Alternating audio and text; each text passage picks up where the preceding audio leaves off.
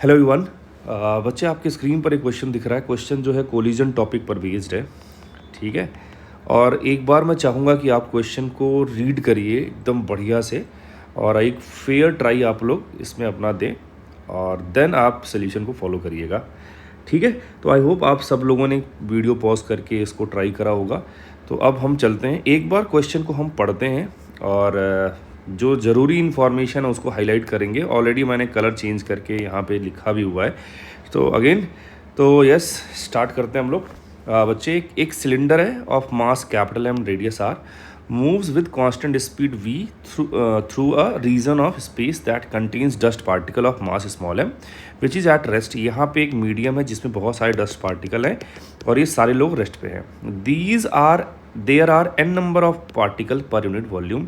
तो आपको number density भी दे रखा है। Assume m small m is much less than capital M and particle do not interact with each other. ये आपस में कोई इंट्रैक्शन शो नहीं कर रहे हैं डस्ट पार्टिकल, और जो डस्ट पार्टिकल का एक पार्टिकल का जो मास है वो इस कैपिटल M के कंपैरिजन में बहुत बहुत बहुत छोटा है, ठीक है। ये इन्फॉर्मेशन हमें दे रखा है, और हमसे बोलता है कि all the collisions takes place is perfectly elastic and surface of cylinder is smooth, है ना। तो कोई फ्रिक्शन नहीं है, और जो भी जितने भी कोलिजन होंगे सारे कैसे हैं, इलास्टिक कोलिजन होने वाले हैं, ठीक है। अब यहाँ पूछा है the drag force per unit length of the cylinder requires to maintain the speed v constant when enter in the region as, ठीक है। तो कहता है कि ड्रैग फोर्स है वो हमें कांस्टेंट स्पीड को मेंटेन करने के लिए जो लगाना पड़ रहा है या जो लगेगा ड्रैग फोर्स वो इतना है k/3 n into small m r v square. तो इसे पूछा है k की वैल्यू क्या होगी, ठीक है। तो चलिए स्टार्ट करते हैं हम लोग, है ना। बहुत सारी चीज़ें इसमें देखेंगे। तो अगेन इसी क्वेश्चन को मैंने, क्वेश्चन वाले डायग्राम को यहाँ पे मैंने बोरो कर लिया। मैंने क्या करा, एक चीज़ आप नोटिस करोगे, क्वेश्चन में दे रखा था कैपिटल M जो है वो स्मॉल m से बहुत ज़्यादा बड़ा है, ठीक है। जब भी कोलिजन ऐसे दो लोगों के बीच में हो रहा है जिसमें एक हैविली मैसिव है और दूसरा बहुत छोटा मास है उसके कंपैरिजन में, तो कोलिजन के बाद जो हैवी मास है उसका या ऑब्जेक्ट है उसका वेलोसिटी में कोई सिग्निफिकेंट चेंज नहीं आएगा, ठीक है। दूसरा चीज़ क्या है, इस पर्टिकुलर प्रॉब्लम को मैं सिलेंडर के फ्रेम से अगर उसको देखने का प्रयास करूँगा तो मुझे ईजिली विजुअलाइजेशन होता नज़र आएगा। क्यों? क्योंकि अभी तक तो आप देख रहे हैं ग्राउंड फ्रेम से अगर आप देखोगे या ये पार्टिकल, डस्ट पार्टिकल, इनके फ्रेम से देखोगे तो सिलेंडर मूव करता नज़र आएगा। बट अगर मैं सिलेंडर के फ्रेम से देखूंगा तो मुझे ये लोग उसी कांस्टेंट वेलोसिटी से इस तरफ आते हुए नज़र आएंगे, ठीक है। तो मेरे लिए सिलेंडर का रुकना ज़्यादा इंपॉर्टेंट है, क्योंकि ये आपका एक ऑब्जेक्ट है, सिग्निफिकेंट साइज़ का ऑब्जेक्ट है। मैंने इसको ही क्या कर रखा है, रोक दिया है। अब मेरे लिए आसान होगा कोलिजन के बाद किसी पार्टिकल के मोमेंटम को विजुलाइज करना, रादर दैन कि मैं जो है सिलेंडर को ही ग्राउंड फ्रेम से विजुलाइज कर रहा हूँ, तो वो थोड़ा सा कॉम्प्लेक्स होगा। इसलिए मैंने क्या करा, सिलेंडर के फ्रेम से एनालिसिस किया कोलिजन का, है ना। सिलेंडर फ्रेम से, सिलेंडर फ्रेम में क्या होगा, सिलेंडर आपका रुक जाएगा, रेस्ट पे आ जाएगा, है ना। और जो पार्टिकल जो है जो रेस्ट पे थे अभी तक ग्राउंड फ्रेम में, सिलेंडर के फ्रेम में वो लेफ्ट की तरफ कांस्टेंट वेलोसिटी से जाएंगे। मैंने एक पार्टिकल को चूज़ करा जो किसी वही वेलोसिटी v से इधर आ रहा था। कोलिजन के बाद ये क्या कर गया, इस वेलोसिटी से रिफ्लेक्ट हो गया इधर उसी सेम स्पीड से, है ना। वेलोसिटी तो सेम नहीं होगी, डायरेक्शन चेंज हो रहा है, तो वो v स्पीड से इधर चला गया, और ये नॉर्मल का डायरेक्शन था। तो angle of incidence, angle of reflection होगा, क्योंकि इलास्टिक कोलिजन जैसी बात हो रही है। तो अगर मैं एक पार्टिकल के मोमेंटम में चेंज की बात करूँ, तो अगर ये एंगल थीटा है ना, तो v cos थीटा इधर और इसका v cos थीटा जो आएगा, है ना, इस तरफ जो आएगा, अगर आप चेंज निकालोगे तो वो 2mv cos थीटा आएगा। एक बार मैं इसको और एक्सप्लेन कर देता हूँ। जैसे ये हमारे पास इस तरफ था इनिशियल डायरेक्शन, ये नॉर्मल की डायरेक्शन थी, और टक्कर के बाद ये इधर गया वापस से v से। तो टक्कर के बाद जो कॉम्पोनेंट आएगा v cos थीटा इधर आएगा। टक्कर के पहले जो वेलोसिटी थी वो v cos theta along this normal वो इधर होगा, इस तरफ होगा। जब मैं चेंज निकालने जाऊंगा तो वी कॉस थीटा, इस वाले वी कॉस थीटा में इस वी कॉस थीटा को सब्ट्रैक्ट करूंगा, तो ये माइनस माइनस जोड़ के 2v कॉस थीटा हो जाएगा, m से मल्टीप्लाई करूंगा तो मुझे change in momentum of one particle मिल गया 2mv cos theta. I hope ये बात आपको क्लियर होगी। यहाँ आप देख पा रहे हैं मैंने कुछ और डायग्राम यहाँ बनाने का प्रयास करा, तो वो बेसिकली आपको ये बताने का प्रयास है इसमें कि जो पार्टिकल पे फोर्स लगा है यहाँ पे, वो जिधर मोमेंटम में चेंज हुआ है फोर्स पार्टिकल पे उसी तरफ आएगा। मोमेंटम में चेंज इधर है पार्टिकल पे तो फोर्स भी इसी तरफ आएगा। अगर मैं उसी थीटा अभी ऊपर की बजाय अगर मैं थीटा पे एक पार्टिकल यहाँ पे टकराता हुआ दिखाऊँ आपको, तो यहाँ पे भी जो पार्टिकल पे फोर्स लगेगा वो इस तरफ आएगा। ये डी एफ और ये जो डी एफ हमारे पास हैं, है ना, इनका जो ये कंपोनेंट है वर्टिकल वाला, ये आपका कैंसिल आउट हो रहा है, हॉरिजॉन्टल कंपोनेंट सारे ऐड होते जाएंगे। तो अगर मुझे नेट फोर्स निकालना होगा तो मैं इतना मुझे आइडिया लग गया है कि डी एफ का एफ कॉस थीटा कंपोनेंट जो है उसका ही मुझे इंटीग्रेशन करना है। ठीक है, चलिए आगे बढ़ते हैं हम लोग। ये थोड़ा सा इम्पॉर्टेंट चीज़ है, यहाँ मैं चाहूँगा कि आप थोड़ा सा ध्यान दीजिएगा।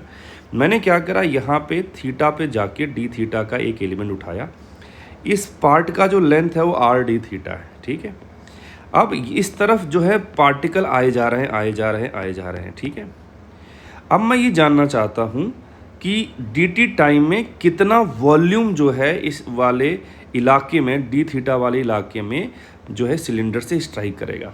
तो उसके लिए मुझे क्या चाहिए, डी टी टाइम में वी डी टी लेंथ जो है इस क्लाउड का इसकी तरफ आएगा, टकराएगा आके, है ना, डी इतना।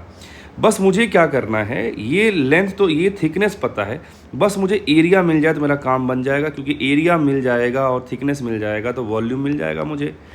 हमने कहा ठीक है। तो अगर आप यहाँ पर देखेंगे, ये जो एल डी थीटा था उसका जो प्रोजेक्शन इस तरफ आएगा वो कितना आएगा, इस एल डी थीटा नहीं था, आर डी थीटा था, क्योंकि ये रेडियस आर है। आर डी थीटा का जो प्रोजेक्शन इस तरफ आएगा उसी में तो सारे पार्टिकल आ रहे होंगे। मैं बोलूँ कि इसमें सारे पार्टिकल जो आ रहे हैं और जो इसमें सारे पार्टिकल आ रहे हैं, बात तो बराबर ही है। तो यहाँ पे प्रोजेक्टेड लेंथ मेरे को काम आ जाएगा। इवन मुझे बोलना चाहिए प्रोजेक्टेड एरिया, क्योंकि अगर आप साइड से देखोगे तो यही एरिया आपको ऐसा नज़र आएगा। ये जो हमारे पास लेंथ आएगा अब वो कितना आ जाएगा, आर डी थीटा का कॉस कॉम्पोनेंट आ जाएगा, और ये कितना है, एल है। ठीक है, तो एरिया मुझे मिल गया। एरिया से ये वी डी टी वाला जो थिकनेस है वो मैं मल्टीप्लाई कर दूंगा तो मुझे डी वी मिल जाएगा। ठीक है, इतना वॉल्यूम डी टी समय में जो है टकराएगा आके सिलेंडर से। ठीक है, हमने कहा ओके जी, तो ये डी वी हमने निकाल लिया। अब डी एन क्या है, इतने वॉल्यूम में कितने पार्टिकल है, तो हमें क्वेश्चन में नंबर डेंसिटी एन दे रखा है। तो इस नंबर डेंसिटी को अगर मैं डी वी से मल्टीप्लाई कर दूंगा तो नंबर ऑफ पार्टिकल जो इस पर स्ट्राइक कर रहे हैं, हिट कर रहे हैं सिलेंडर को, डी वी वॉल्यूम वो मिल जाएंगे मुझे। तो एन से मल्टीप्लाई किया ऊपर वाली चीज़ को। ठीक है, अब अगर मैं ये निकालना चाहता हूँ कि एक पार्टिकल के मोमेंटम में चेंज ये था, तो डी एन पार्टिकल के मोमेंटम में चेंज कितना आएगा, d n into d delta p one हो जाएगा। और उसको अगर मैं डी टी से डिवाइड कर दूंगा तो ये टोटल मोमेंटम में चेंज का रेट आ जाएगा, और यही फोर्स है। तो मैं वो यहाँ पे D P upon D T लिख दिया, सही है ना। तो ये पूरे चीज़ को मैंने एन से मल्टीप्लाई किया तो डी एन मिल गया। डी एन को मैं 2mv कॉस थीटा से मल्टीप्लाई कर गया तो मुझे क्या मिल गया, टोटल मोमेंटम में चेंज, और डी टी से डिवाइड कर दूंगा तो ये डी टी उड़ जाएंगे, है ना।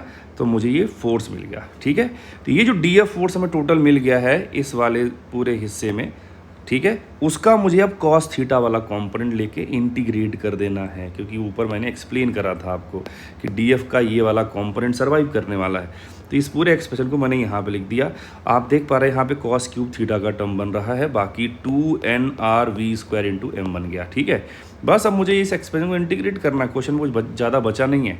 तो मैंने क्या करा, यहाँ पर आप देख पा रहे हैं कि ये कॉस क्यूब थीटा है, इसका आएगा लिमिट -π/2 से +π/2, है ना। आप ऊपर भी देख सकते हैं ऐसा, यहाँ पे था, इस तरफ थीटा लिया था, है ना, क्योंकि टक्कर तो आधे सिलेंडर वाले उसमें ही होगा एरिया में, है ना। टक्कर इस तरफ तो उड़ के आएगा नहीं टक्कर करने, ठीक है। तो जो हमारा एरिया कवर हो रहा है या एंगुलर जो डिस्प्लेसमेंट कवर हो पाएगा, अगर मैं इसको रेफरेंस मानता हूँ तो π/2 इधर, π/2 इधर तक होएगा, ठीक है। तो हमारा जो लिमिट जाना चाहिए था वो -π/2 से +π/2 जाना चाहिए। इसी को मैं 2 टाइम्स भी लिख सकता हूँ, क्योंकि ये आपका ऑड फंक्शन है कि नहीं। तो यहाँ पे ये वाली चीज़ आप कर सकते हैं कि 2 इंटू 0 से π/2 करके cos cube theta into D theta, ये हमें सॉल्व करना, बाकी एज इट इज़ रख दिया। तो बस अब सिंपल सॉल्यूशन है। cos क्यूब थीटा को हमने cos 3 थीटा के फॉर्मूले से जो है यहाँ ये पुट कर दिया कि ये cos 3 theta plus 3 cos theta by 4 हो जाएगा। ये 4 जो है 2 2 जा 4 को उड़ा देगा, और फिर मैंने इसको सिंपल इंटीग्रेट करके मेरे पास जो आंसर आया है वो कितना आया, 8/3 mr into n into v square. ये जो फोर्स था वो कोलिजन की वजह से आया था। इतना ही एग्जैक्टली फोर्स किसका आना चाहिए, ड्रैग फोर्स का भी आना चाहिए, तभी वेलोसिटी कांस्टेंट रह पाएगा। और ये जो ड्रैग फोर्स है और ये जो दोनों ये वाला फोर्स है ये इक्वल एंड अपोजिट होना चाहिए, मतलब मैग्नीट्यूड वाइज ड्रैग फोर्स भी यही आएगा। तो अगर मैं इस एक्सप्रेशन को जो क्वेश्चन में दे रखा है के टर्म्स में, उससे अगर कंपेयर करूँ तो k/3 nm/v स्क्वायर है। इस k की जगह पे आप देखो अगर 8 रख दोगे, इस एक्सप्रेशन में 8 रखोगे तो यही मिल रहा है यहाँ पे 8/3 है ना mn/v स्क्वायर। तो हमारा आंसर क्या हो जाएगा, 8 हो जाएगा। तो आई होप ये सारी बातें आपको समझ में आई होंगी।